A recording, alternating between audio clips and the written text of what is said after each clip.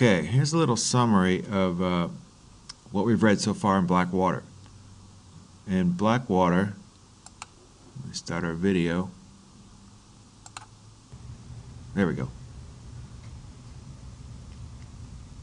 Blackwater is a river that runs through Rivertown. Okay, it opens up, the story opens up, there's a guy named Otis and a girl named Pauline.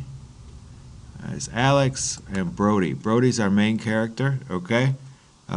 Brody's not happy about his summer because his cousin Alex just moved into his house. And Brody likes Pauline. Pauline kind of likes Otis. Okay? And Alex has messed up all his plans for the summer. Okay? He was planning on going out on a few dates with Pauline, and he was going to go camping with his friend John. So here we have a look at chapter 1. Okay? There's Brody, his friend John, Pauline, there's Otis. So in chapter 1, Brody decides to take Alex out to this pond to teach him how to swim, and he sees Pauline and Otis on this rock, and he gets infuriated with jealousy and decides to go out swimming towards them. Okay? In chapter 2, he decides to pull a prank, and he grabs a hold of Pauline's legs here, you see, and pulls her into the water, and then Otis tries to help her up, and they wind up kind of playing tug-of-war with Pauline until Alex lets go. Brody lets go, and Pauline and Otis fall into the river, and they get swept down the river. Brody doesn't know this. He's swimming back to shore, and when he gets back to shore, Alex yells at him that Pauline and Otis have been swept away, and so he goes back into the water to try to save them, but he can't, and he winds up on this island here, Dead Man's Island. He hits his head, and he comes to, and he's on this Dead Man's Island. All right, chapter 3. This guy Hank ties a rope around himself and grabs Brody and pulls him back to the shore. By the time he gets back, Alex has already told the police and all these other people that they only saw that Pauline and Otis fall into the water, that Brody had nothing to do with it, and people believe him. And so far, Pauline and Otis are still missing. Okay, and Brody tries to say the truth in chapter 3, but people are telling him to be quiet because he bumped his head. Okay, chapter 4. They get back to town. Right, there's his mom and his dad waiting in the van. You see he's a little beat up around the head, and Alex is saying, just be quiet. I think Pauline's dead. And Brody tries to tell the truth a few times, but he can't. The people keep telling him to be quiet and relax. The doctor comes and gives him some stitches and some pills to kill the pain, so he's resting. Okay? Chapter 5. Still the same day, okay? Here's Brody laying in bed. And what happens here is a guy from the newspaper comes, and he's asking them all kinds of questions of his parents. And Brody comes down, but doesn't want to talk. And at the very end, Brody's goes back to bed, and Alex comes and shakes him and says, Pauline is dead. So they found out in chapter 5 that Pauline is dead. What else happens? The mystery is, right when the newsman is leaving, after he's gone, the doorbell rings, and somebody had left a bunch of Pauline and Otis's things. Their towels, their flip-flops, all the things that they left on the side of the river were rolled up, and Alex and Brody had shoved them down in a hole.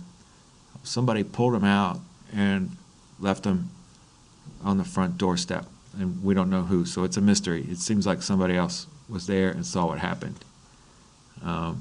Anyway, Pauline's dead, and it's Alex's fault. I mean, it's Brody's fault. And Brody wants to tell the truth, but Alex, of course, doesn't. All right, chapter 6. Raoul is a main policeman in town. The town's called Rivertown. He comes and meets with the family and collects these things that were left at the door. There's the towel, the flip-flops, the sunglasses, some chapstick, okay? All Pauline and Otis's things. It's a nice picture of Pauline. And you can see here, Brody's imagining them falling off these cliffs and being bashed to pieces in the water. That's about it for chapter 6. In chapter 7, he's having trouble sleeping, and the phone keeps ringing. His dad's playing a sad song on the guitar.